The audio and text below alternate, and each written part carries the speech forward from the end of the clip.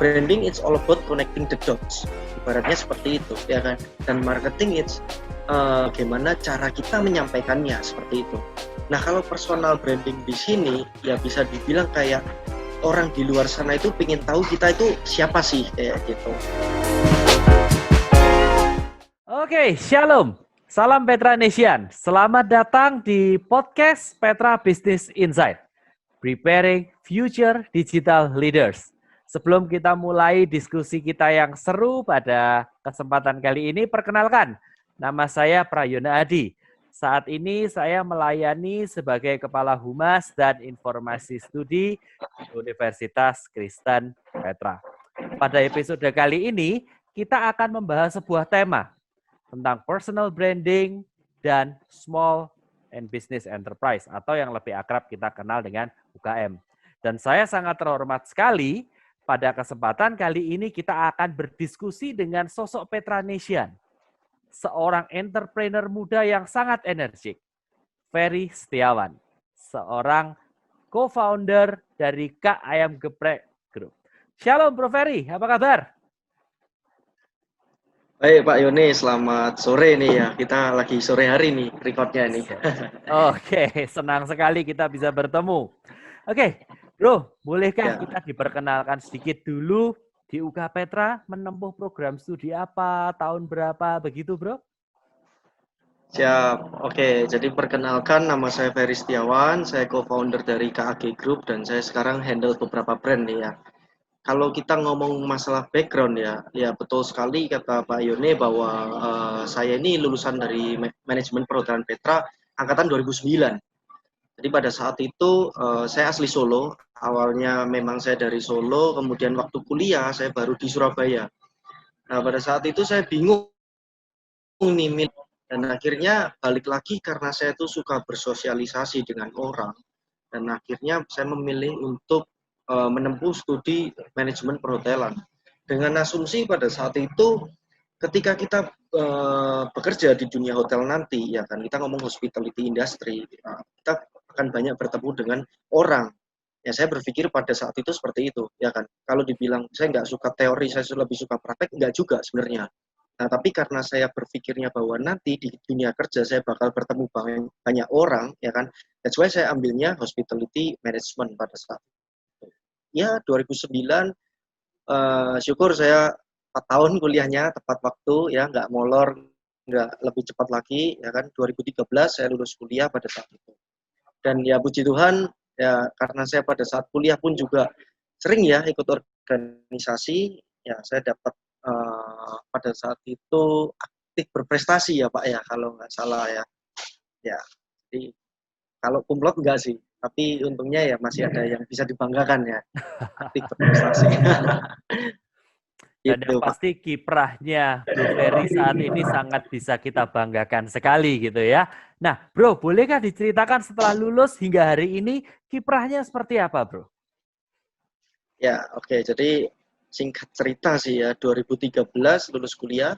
Kalau ditanya ya, pada saat kita awal selesai sekolah ini SMA, kita ditanya mau kuliah apa ini? Kita juga pasti bingung nih. Ya kan, kita anak SMA yang nggak berpikir, nggak berpikir kita ke depannya mau kerja apa dan lain-lainnya, masih belum berpikir, kita masih di usia yang sangat-sangat muda, 17-18 tahun. Kita mau kuliah apa juga bingung juga. Nah, begitu pula ketika saya juga waktu lulus kuliah, 2013 saya lulus kuliah, saya juga bingung nih mau kerja apa. Kalau saya ditanya saya harus kerja balik lagi di dunia perhotelan, ternyata saya juga nggak ada keinginan yang sampai segitunya. Saya merasa sudah cukup nih 6 bulan ketika saya magang di Bali itu, saya sudah merasa dihabisin banget lah, ya kan. Saya mau shift saya itu udah berantakan, dalam artian saya pernah dapat shift, saya pernah dapat split shift, dan lebih-lebih karena saya di tempat yang tepat ya. Menurut saya di tempat yang tepat pada saat magang di Bali ya kan, di salah satu juga. Nah, saya merasa wah kayaknya sudah cukup nih kerja di hotel, apalagi kerja dalam arti kerja di luar. Akhirnya saya pasti waktu itu masih bingung. Saya balik Solo nih, kerja ikut orang tua. Ya kan, kerja ikut orang tua, singkat cerita 6 bulan lah di bidangnya itu offset percetakan. Saya berusaha mencintai pekerjaan saya, tapi ternyata apa yang saya berikan ke mereka, dalam artian saya memberikan input, ya kan, saya memberikan masukan, mereka ada sedikit denial, dalam artian ya kita ini perusahaan sudah berdiri beberapa puluh tahun, ya kan, bahkan sebelum kamu lahir, bahkan anak-anaknya semua itu sudah kita bisa sekolahkan sarjana semua, ya kan.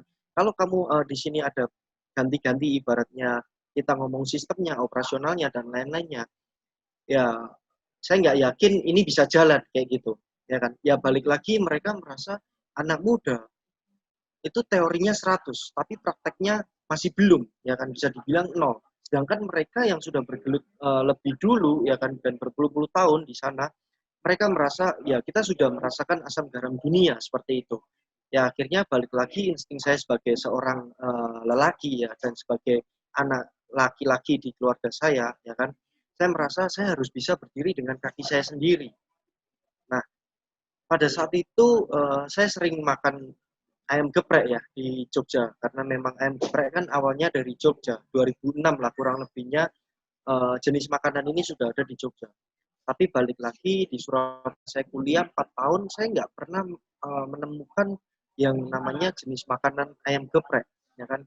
That's why ketika saya makan di ayam geprek di Jogja terakhir kalinya itu di tahun 2013 akhir, sebelum saya buka di 2014, saya merasa bahwa ini jenis makanan, ini bisa banget untuk dibawa ke Surabaya, kayak gitu.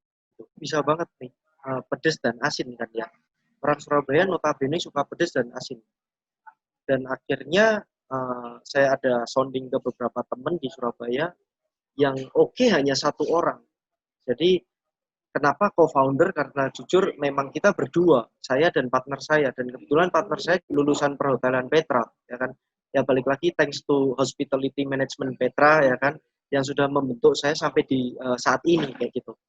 Nah, singkat cerita saya tawarin teman saya, mau nggak ini konsep ini ayam geprek? Ya balik lagi orang Surabaya nggak tahu apa itu ayam geprek, ya kan. Saya jelasin singkat, ayam geprek itu basicnya ayam goreng crispy, ya kan, yang mana dihancurkan dengan sambal bawang, sambalnya orang Indonesia. Notabene ayam crispy balik lagi dari dulu kondimennya selalu saus sambal, kalau enggak saus tomat, ya kan. Kebetulan teman bilang, oke, berani, ayo jalan.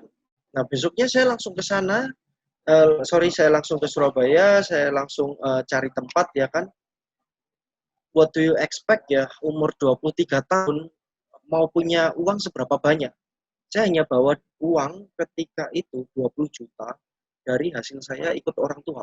Saya ikut orang tua, saya bilang, anggap saya staff, saya digaji, ya kan, saya dapat persen dari omset yang saya berhasil kumpulkan, dan yang saya kumpulkan, sampai akhirnya saya berhasil dapat uang 20 juta, saya berangkat ke Surabaya. Tapi balik lagi, berapa sih modal awal saya buka ayam geprek? Nah, bisa sambil share screen ya Pak ya. Silakan, silakan, silakan.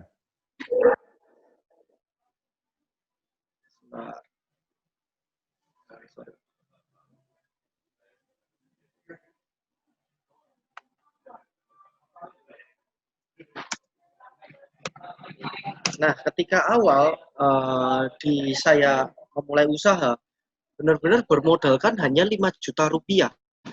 5 juta rupiah di sini saya berdua dengan partner saya dengan modal 10 juta ya, jadi total.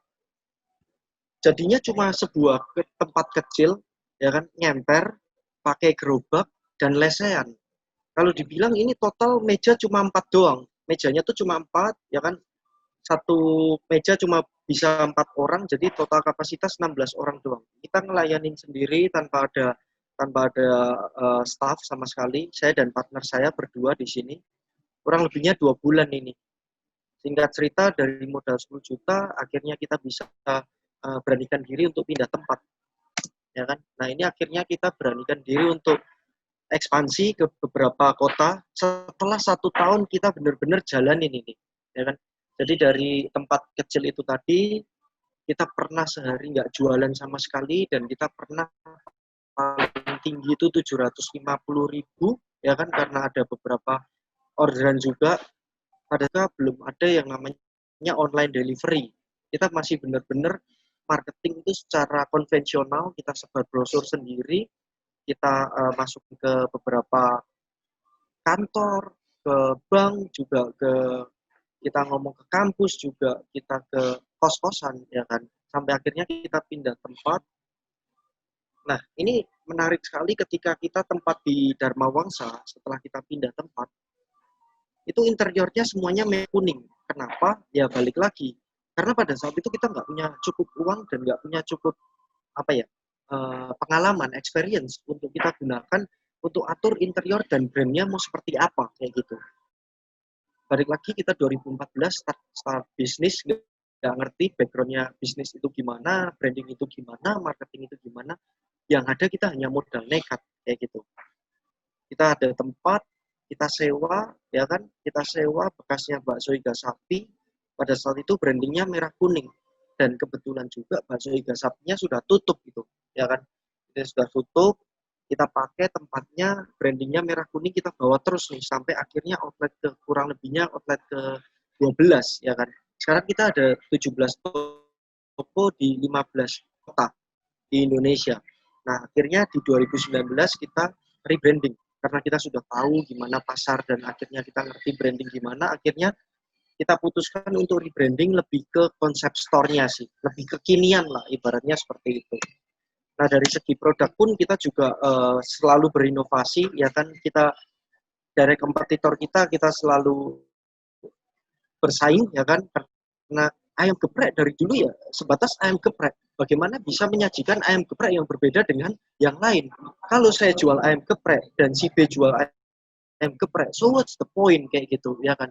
That's why akhirnya saya harukan satu added value, dalam artian di sini adalah inovasi, ya kan?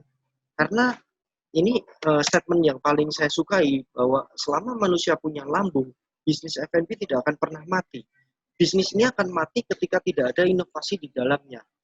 That's why saya berkata bahwa kita ini semangatnya untuk selalu berinovasi nggak pernah berhenti. Karena sekalinya kita berhenti berinovasi, ya brand kita pasti akan mati. Kayak gitu. Nah, itu perkenalan secara singkat, kurang lebihnya. Ya. Jadi mungkin ada beberapa teman-teman yang belum tahu siapa Ferry, ya saya sekarang ada handle beberapa brand juga yang mungkin teman-teman juga belum dengar juga. Ketika pandemi saya justru buka 5 toko baru dan buka 3 brand baru ya, yang namanya satu Naggung Indonesia, Asia Indonesia, dan ini di bulan ini juga saya launching 2 brand baru lagi namanya Takemaki dan Pizza Favorit kayak gitu. Oke, jadi Petranesian bisa dengar tadi ya bahwa bisnis F&B itu tidak akan mati selama orang masih punya lambung, begitu ya. Iya. Tapi Kecuali bisnis kita, akan mati pada saat tidak ada inovasi. ya betul. Nah, itu kayaknya biasanya kalau akademisi ada kutipan, Setiawan Gimana, Pak? 2020 gitu Oh ya. iya, betul, betul. Nah, Betul. saya ingat banget beberapa saat lalu pernah ketemu dengan Pak Ferry ini, dia memang Ya, identik dengan merah kuningnya itu, tetapi sekarang sudah betul. mulai di rebranding begitu ya Pak Ferry ya. Iya, Ya. betul. Iya. Nah, di sini saya pengen diskusi sedikit Bro Ferry. Menurut Bro Ferry, personal branding itu seperti apa sih, Bro? Oke, ya. Ibaratnya sih kalau kita ngomong ya sebelum masuk ke personal branding ya, kita ngomong sebuah branding itu apa yang ingin kita sampaikan ke luar sana dan apa yang ingin orang itu menangkap tentang apa yang kita lemparkan tadi. Branding it's all about connecting the dots. Ibaratnya seperti itu, ya kan? Dan marketing it's ibaratnya kayak bagaimana cara kita menyampaikannya seperti itu. Nah, kalau personal branding di sini ya bisa dibilang kayak orang di luar sana itu pengen tahu kita itu siapa sih kayak gitu. Siapa sih sosok seorang Ferry itu siapa sih? Tanpa kita harus menyebutkan saya itu pemilik co-founder dari KM Geprek dan lain-lain ya kan. Ibaratnya kayak lebih tepatnya kayak dikenal seperti apa sih kayak gitu. Oke. So when we're talking about branding, it's about connecting the dots. Nah, kalau kita Yes, hubungkan betul. antara personal branding dengan bisnis, kita sering melihat direktur perusahaan besar yang kita semua sudah tahu, Ya, misalkan Exxon Salim, gitu ya, atau ya, influencer-influencer, gitu ya. Ya, ya, itu company-nya sudah multinasional, misalkan seperti itu. ya. Tetapi bagaimana menurut Bro Ferry, seorang entrepreneur muda yang mulai dari bawah hingga sekarang punya banyak brand, kira-kira untuk di sektor UKM ini bagaimana peran personal branding dan bagaimana menempatkan prioritas? Kalau tadi sempat cerita bahwa bisnis ini sempat dijalani sendiri, itu kira-kira bagaimana? Ya, oke.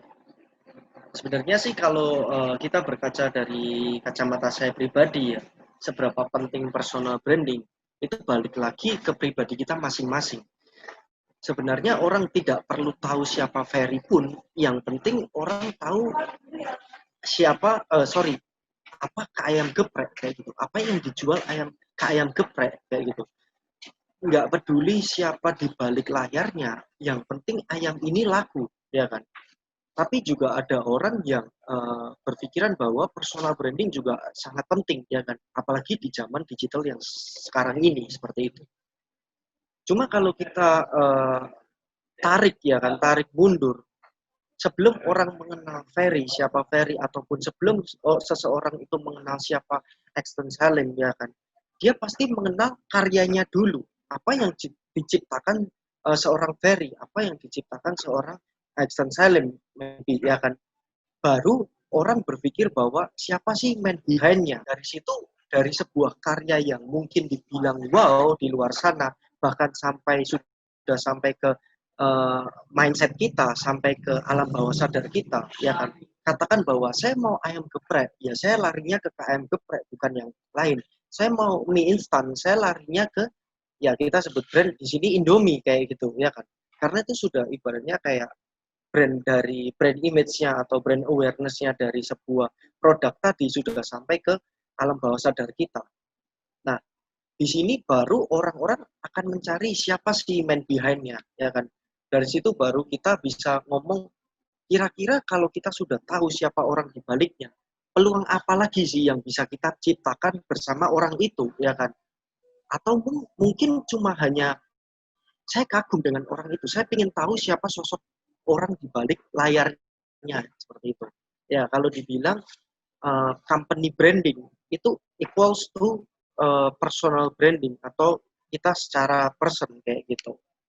Jadi Oke. kita ciptakan dulu karya kita dulu, baru orangnya. Kalau ada pertanyaan, kita ciptain personal branding dulu, baru company branding dulu, atau sebaliknya. Ya jelas karyanya kita dulu. Masa sih? Nah itu artis-artis gimana dong? Ya artis-artis pun juga berkarya dulu dong, ya kan? Berkarya dulu di layar kaca, orang terhibur dengan aksinya, dengan aktingnya. Katakan kita ngomong Jackie Chan. Jackie Chan terkenal dengan orang yang nggak pernah pakai stuntman, ya kan? Setiap aksinya itu pure dia yang lakukan. Bahkan sampai di akhir, di endingnya, dia selalu kasih cuplikan dia benar-benar terjun dari gedung, bahkan dia terluka benar-benar tanpa ada stuntman. Nah, dari aksinya itu, dia baru terkenal, ya kan? Bukan Jackie Chan-nya dulu personal branding, maybe lewat ya, apa Instagram atau apa. Ya saya Jackie Chan, saya apa, atau saya Ferry. Ya orang bakal nggak tahu kan siapa Ferry. Sampai akhirnya dari ayam geprek yang diciptakan ke ayam geprek tadi, ya kan baru orang tahu siapa sih man behind-nya. Oh ternyata sosoknya di balik ini adalah Ferry Setiawan, kayak gitu. Balik lagi, apa yang kita ciptakan dulu. Jadi mulai dari karyanya, pada saat Betul. karyanya sudah dikenal orang, maka Ya, dia akan mencari tahu siapa sih sosok di balik karyanya. Yang penting adalah betul. karyanya ini. Dan orangnya nanti Ya, akan di belakang sebagai beberapa kali kita mendengar bahwa brand itu harus ya, menjelma menjadi manusia. Nah ini adalah sosok manusia di balik brand tersebut. Begitu ya, berarti kurang lebih betul. bro ya. Iya, betul. Nah, seringkali Ya, kita melihat ada orang-orang, memang ada orang yang memang sangat menikmati sekali berada di sudut ya, di spotlight begitu. Tetapi ada orang yang tidak mudah untuk mengambil posisi pada saat menampilkan dirinya.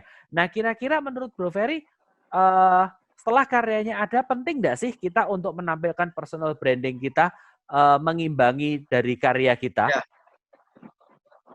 ya. Oke. Jadi sebenarnya balik lagi konsep bahwa hidup itu pilihan tuh benar adanya ya. Bahwa kita ini hidup itu memang harus memilih ya kan. Ada orang yang memilih untuk tetap di balik layar dan ada orang yang memilih dia ingin berada di spotlight seperti tadi yang kita katakan kita ngomong personal branding ya kan. Balik lagi apakah itu semuanya suatu hal yang benar dan salah? Kita nggak bisa ngomong ini suatu hal yang benar ataupun ini suatu hal yang salah. Karena balik lagi hidup adalah pilihan, ya kan. Namun kalau dari saya pribadi, saya memilih untuk benar-benar kayak ibaratnya untuk saat ini di luar sana, ya kan. Karena apa? Karena saya ingin menjadi dampak positif bagi orang lain yang mungkin dari yang tidak tahu menjadi tahu, dari yang tahu menjadi lebih tahu, kayak gitu, ya kan. Positifnya kita bisa memberikan energi positif, inspirasi bagi mereka bahwa saya ini sukses itu nyata. Saya pernah mengalami yang dari nggak enak menjadi enak, ya kan, dari yang nol menjadi Ferry yang sekarang kayak gitu. Walaupun sampai detik ini saya terus improve. Dalam artian saya nggak pernah berhenti belajar dan saya nggak pernah berhenti untuk mengembangkan diri saya seperti itu. Bukan berarti saya sudah mencapai sesuatu yang wow fantastis, enggak. Karena hidup ini selalu berputar kan. Nah dari hal positif ini tadi yang saya sharingkan, saya butuh ibaratnya personal branding di sini kayak gitu. Dan terbukti juga setelah saya brand saya ini naik dan orang-orang bertanya siapa orang di balik layarnya ini dan saya akhirnya keluar, brand saya pun juga semakin naik kayak gitu. Jadi balik lagi seperti yang sudah saya katakan, company branding equals to personal branding seperti itu.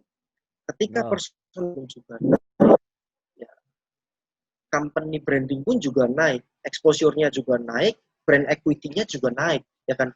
Mungkin orang yang awalnya nggak ngerti ayam geprek, ya seperti contoh tadi saya jelaskan dulu ayam geprek, ya kan, ayam geprek itu dari mana asalnya, start dari modal berapa, ya kan, kita start dari konsep warung dan akhirnya bisa scale up bisnisnya.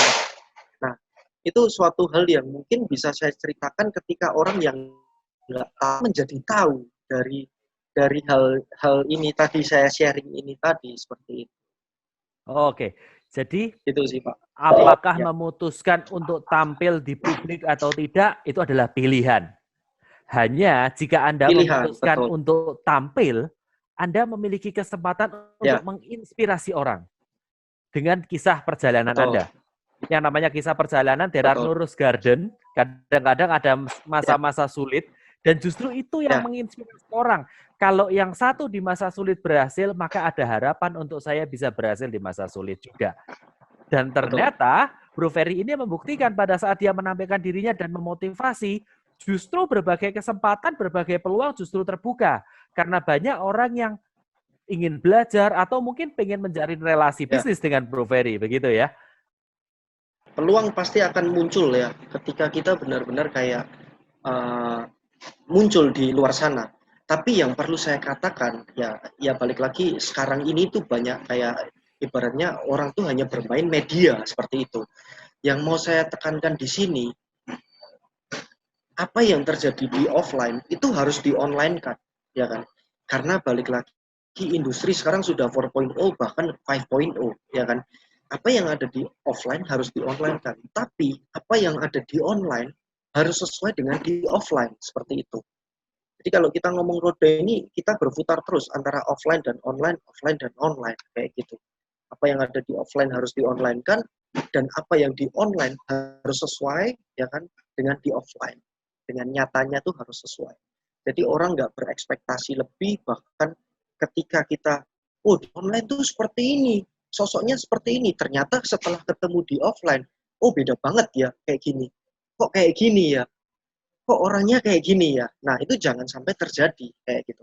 Jadi benar-benar kayak kita ini secara genuine lah, ya kan, benar-benar kayak apa adanya apa seperti itu.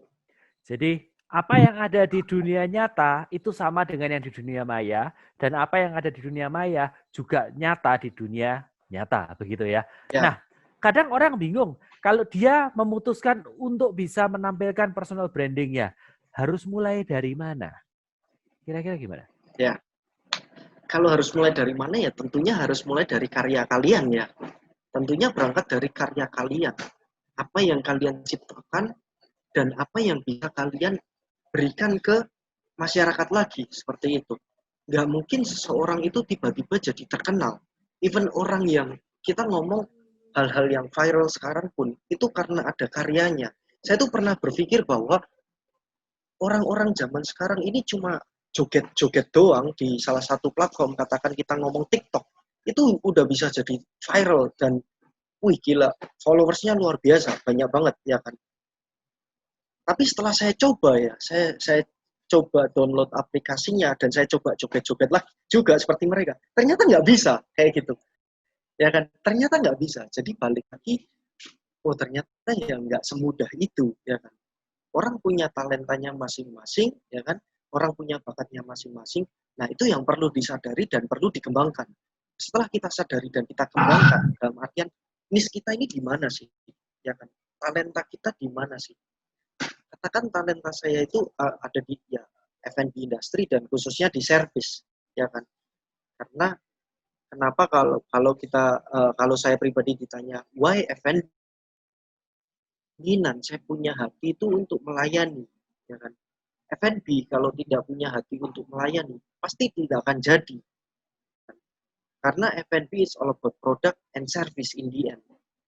Kalau kita punya produk bagus, enak, tapi kita nggak bisa jualnya dalam artian kita servis orang, ya orang nggak akan makan lagi kayak gitu. Kita punya produknya nggak enak, tapi kita punya servis untuk jadi repeater guest, ya ini suatu hal yang harus sama-sama balance ya antara produk dan servis.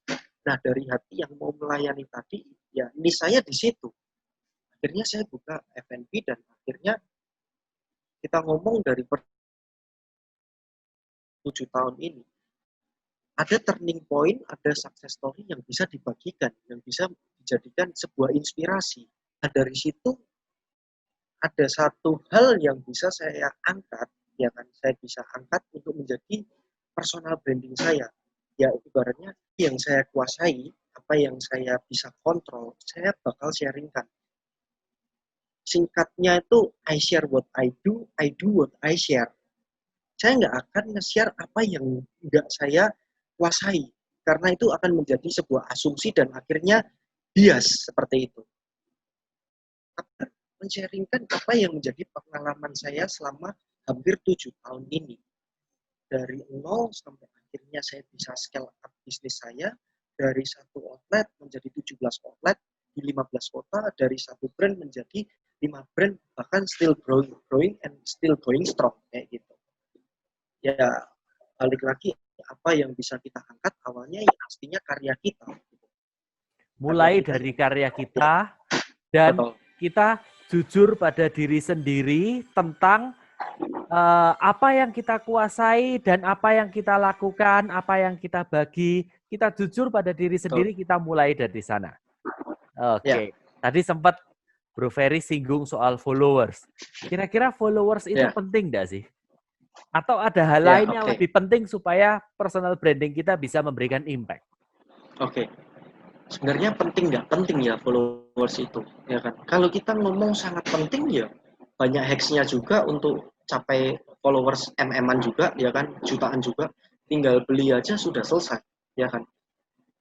Kalau kita ngomong sebenarnya ada plus minusnya ya. Kita ngomong followers banyak, kalau misalkan kita beli nggak organik pun juga apa yang kita sharingkan di situ ataupun apa yang kita jual di situ ya nggak akan convert ke sales seperti itu ibaratnya, ya kan? Ya kalau kita seorang pedagang, ya kita punya account itu followersnya banyak, kita mau jualan apa aja, ya balik lagi yang lihat segitu banyaknya, ya kan? Kalau kita ngomong conversion rate-nya, ya pastinya tinggi karena followersnya tinggi, ya kan? Direct sales-nya pasti juga akan kita ngomong marketing funnel-nya sampai akhirnya ke sales, ya kan? Pasti juga tinggi dibandingkan dengan orang yang followersnya hanya 100, ya yang lihat produknya kita yang kita jual hanya 100 orang doang dari yang kita ngomong jutaan. Nah, tapi yang sangat menarik di sini bahwa yang perlu kita angkat, followers balik lagi hanya sebuah angka, ya kan? apa yang bisa kita berikan ke followers kita itu yang lebih penting daripada jumlah followersnya itu sendiri, seperti itu. Followers saya pun juga 6.600 sampai saat ini. Dan apa yang saya bagikan di situ juga sesuatu hal yang mungkin bukan marketnya bukan luas ya. Pernah ada satu orang bilang, mungkin Pak Yone juga tahu, namanya Bang Chandra, berkata bahwa seperti ini.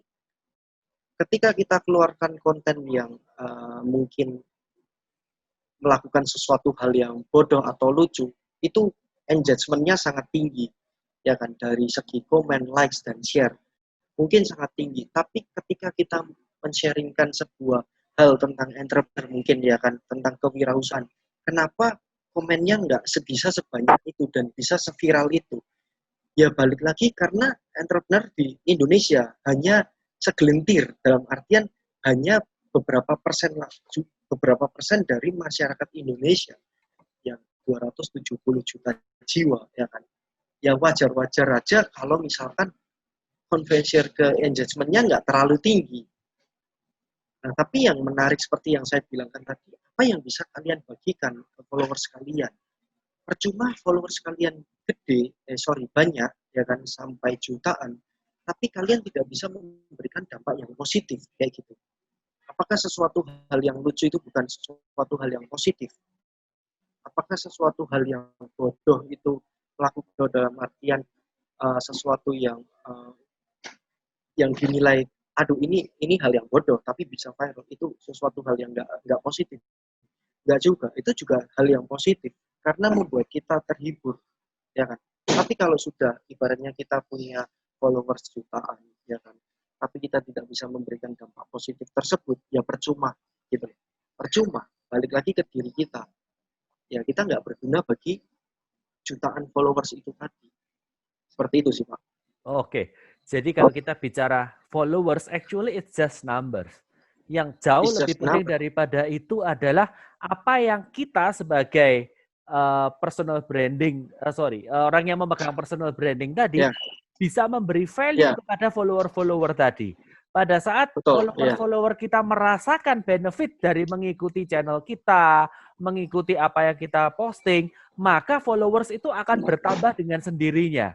Dan pada saat follower yang angkanya banyak tadi sifatnya adalah organik, yang betul-betul real, bukan something yang hack gitu ya, itu akan berimbas pada bisnisnya kita. Akan ujung-ujungnya akan menghasilkan sales juga.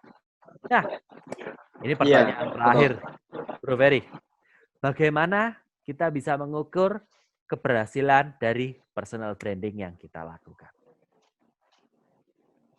Oke, ya balik lagi ya, kalau kita ngomong personal branding sih sangat penting untuk saat ini, apalagi kalau misalkan benar-benar sudah terbentuk, ya kan, sampai akhirnya kita dikenal, ya kan, sampai orang itu berkata bahwa si Ferry ini mau bikin apa lagi sih, ya kan, si Ferry ini mau ngapain lagi sih, kok akalnya tuh nggak habis-habis kayak gitu, bikin orang sampai benar-benar kayak serius banget untuk pengen tahu, untuk pengen kepo, ya kan, apa yang akan Ferry lakukan lagi. Yang mana itu juga saya lakukan di setiap brand saya. KM Geprek kira-kira mau inovasi apa lagi sih? KM Geprek itu mau bikin apa lagi sih, ya kan? KM Geprek mau ngeluarin makanan apa lagi sih? Sampai akhirnya orang itu menanti-nantikan dan akhirnya daripada terlewat, akhirnya saya harus follow, ya kan? Nah, tapi akan menarik di sini bahwa kira-kira kalau misalkan personal branding ini seberapa pengaruhnya sampai ke sales, ya kan, convertnya ke sales itu gimana sih, pengukurannya gimana sih, ya kan. Nah, kalau kita menjual sebuah jasa itu sebenarnya susah ya, dalam artian kita ngomong ya kita ngomong ada jasa general cleaning atau apa, ya mungkin kita masih bisa hitung dari kita story mungkin atau kita post di feed kita sampai akhirnya kita bisa closing berapa klien, ya kan, dari kita menjual apa karya kita atau mungkin brand kita sampai akhirnya berapa orang sih yang datang ke tempat kita.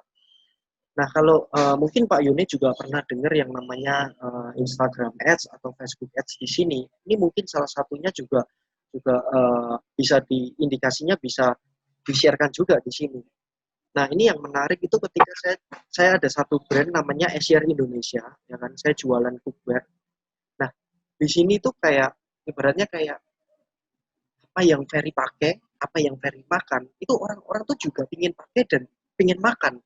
Nah, akhirnya saya karena kondisi ini pandemi dan akhirnya orang-orang pada masak di rumah, ya kan, kebetulan teman ada telepon, saya punya home industry untuk bikin cookware, local cookware, mau nggak kita bikin brand baru lagi? Oh boleh, itu ya kan pasarnya masih hijau banget nih, masih blue ocean banget. Akhirnya saya mau nih. Nah, jujur pada saat itu karena personal branding sudah terbentuk juga, personal brand juga sudah terbentuk ya kan, saya hanya Instagram live doang ketika mau launching brand ini ya kan, saya bisa dapat untuk reseller itu 94 orang di 40 kota, ya kan. Begitu juga ketika saya keluarkan brand baru saya yang waktu pandemi juga, Nakgung Indonesia. Jadi itu, sorry bukan saya mau jualan di sini, jadi itu kayak business opportunity seharga 6,5 juta kita sudah dapat semuanya, dalam artian sudah dapat booth, sudah dapat bahan dan barang awal. Intinya kita dengan 6,5 juta sudah siap jualan, ya kan? Kita sudah siap jualan.